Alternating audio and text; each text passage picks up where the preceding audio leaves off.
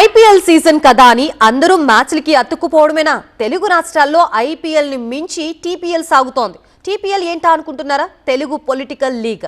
Opposition బౌన్సర్లకి అద్దరిపోయే సిక్సర్లు కొడుతోంది అధికార party. మరోవైపు అధికార పార్టీ వేసే గుగ్లీస్ ని ప్రతిపక్షాలు అంతే స్థాయిలో బౌండరీలకి తరలిస్తున్నాయి. ఇక ఇవాల్టి పొలిటికల్ లీగ్ మంత్రి సీతక్క, బీఆర్ఎస్ నేత క్రిషాంక్ మధ్య జరిగింది. ఫోన్ స్కామ్ పై కేసీఆర్ కి నోటీసులు అందింది. 6 కొట్టారు సీతక్క. మరోవైపు నోటీసుల బదులు సిబిఐ విచారణ జరిపి స్కామ్ లో తన పాత్ర లేదని సీతక్క నిరూపించుకోవాలంటూ బాల్ ని నేరుగా వికెట్లపైకి విసిరారు క్రిషాంక్.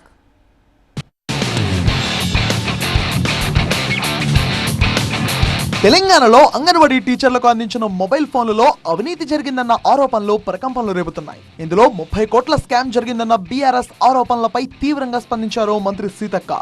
కేసీఆర్ కు మంత్రి సీతక్క లీగల్ నోటీసులు పంపించారు. బీఆర్ఎస్ సోషల్ మీడియాలో అంగన్వాడీల ఫోన్ల కొనుగోలుకు సంబంధించి నిరాధార పోస్టులు పెడుతున్నారంటూ రిజిస్టర్ పోస్ట్ లో కేసీఆర్ కు లీగల్ నోటీసు పంపించారు సీతక్క. మొబైల్ ఫోన్ల కొనుగోళ్లతో తనకు ఎలాంటి సంబంధం లేదని నోటీసులో స్పష్టం చేశారు. మొబైల్ ఫోన్ల కొనుగోళ్లలో 30 కోట్ల అవినీతి జరిగిందని చెప్పడం శుద్ధ అబద్ధమన్నారు సీతక్క.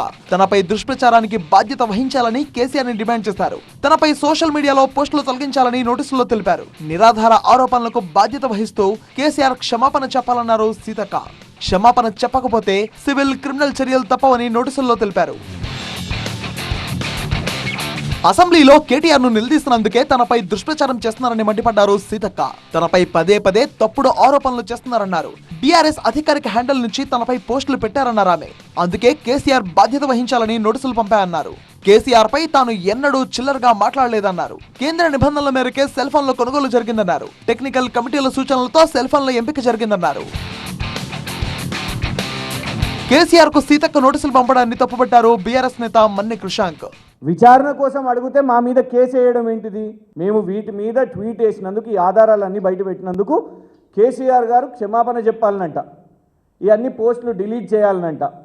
తప్పుంటే సిబిఐ ఇందులో మీరు ఆరోపణ తప్పు ఉంది అని అన్నప్పుడు మేము అప్పుడు సిబిఐ చెప్పేస్తే అప్పుడు క్షమాపణ చెప్తాం కదా,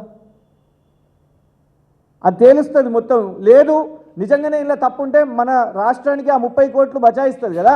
సీఎం సన్నిహితుడిని కాపాడేందుకు సీతక్క ప్రయత్నిస్తున్నారని ఆరోపించారు బీఆర్ఎస్ నేతలు. మీరు లీగల్ నోటీసులు కేసీఆర్ గారికి పంపే బదులు సింపుల్గా ఇందులో క్లీన్గా రావాలంటే సిబిఐ విచారణ కోరండి. ఎవరిని కాపాడాలని ప్రయత్నం చేస్తున్నారు సీతక్క గారు?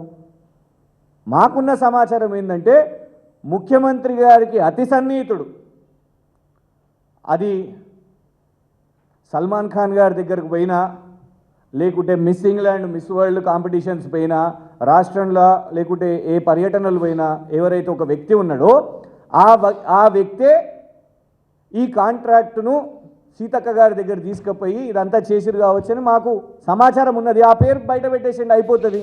చెప్పు తెగుతుంది అంటూ మంత్రి సీతక్క చేసిన వ్యాఖ్యలు సరికావన్నారు క్రిషాంక్.